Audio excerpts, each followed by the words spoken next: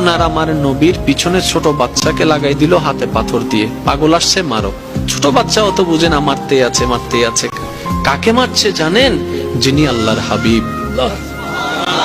কার গায়ের উপর হাত তুলছে, কাকে আঘাত করছে জানেন? যার ঘরে জিবরাইলের মতো ফেরেশতা খাদেম হয়ে আসে।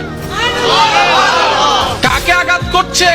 যাকে আল্লাহ মেরাজের দুলা বানিয়েছেন, যিনি আদমেরও নবী, যাকে আদমের মতো নবী স্যালুট দেয়, মুসার মতো নবী স্যালুট দেয়, যাকে সমস্ত নবী ইমাম মেনে সামনে পাঠায়, সমস্ত নবীরা পিছনে দাঁড়ায়, ওই নবীকে আজকে তায়েফের মধ্যে আঘাত করা হচ্ছে।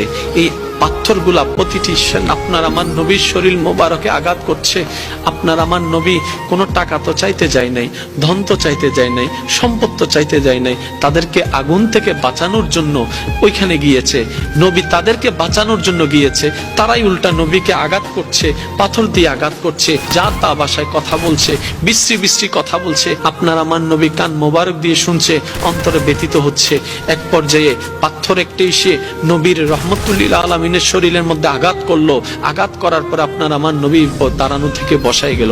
বসে যাওয়ার পরে জিবরাইল বলে, আল্লাহ তোমার হাবিবকে এত কষ্ট দিচ্ছে, তুমি কেমনে সহ্য করে রইলা গো আল্লাহ?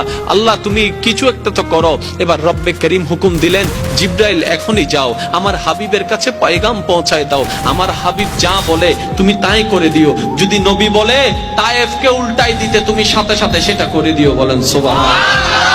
এবার জিবরাইল চলে আসলেন নবী রহমাতুল্লিল আলামিনের কাছে, আপনার আমার নবীর কাছে, মায়ার নবীর কাছে, মোহাব্বতের নবীর কাছে, মানবতার শ্রেষ্ঠ উদাহরণ নবীর কাছে। ওই নবীর কাছে আসার পরে জিবরাইল বললেন, ইয়া রাসূলুল্লাহ, এইভাবে আঘাত করলো, তাদের এত বড় সাহস, তাদের এত বড় স্পর্ধা, আপনাকে আঘাত করে। আমি জিবরাইলের সহ্য হচ্ছে না, আপনি নবী শুধু একবার হুকুম দেন, একবার হুকুম দেন। যারা আঘাত করেছে সবাইকে শেষ করে দিব, যারা লাগিয়ে দিয়েছে সবাইকে শেষ করে দিব, এমনকি এই এলাকাটাকে আমি উল্টাই দিব, এটাকে পৃথিবীর মানচিত্রে আর কেউ দেখতে পাবে না, এমন ভাবে রাগেও গেলেন জিবরাইল আলাইহিস সালাম। এই কথা শুনে নবী রাহমাতুল্লিল আলামিন বললেন, জিবরাইল ভাই তুমি একটু শান্ত হও, তুমি একটু শান্ত হও। যিনি আঘাত পেয়েছেন তিনি উল্টা বলছেন তুমি একটু শান্ত হও, রাগ করিও না, তুমি একটু শান্ত হও, তুমি একটু শান্ত হও, তুমি একটু শান্ত হও। জিবরাইল বলে, ইয়া রাসূলুল্লাহ, এত নির্মম একটা পরিস্থিতি দেখে কিভাবে শান্ত হতে বলছেন? নবী রাহমাতুল্লিল আলামিন বলে, ও ভাই জিবরাইল, আল্লাহ আমাকে গজব দাতা বানায় নাই, রাহমাতুল্লিল আলামিন বানায়।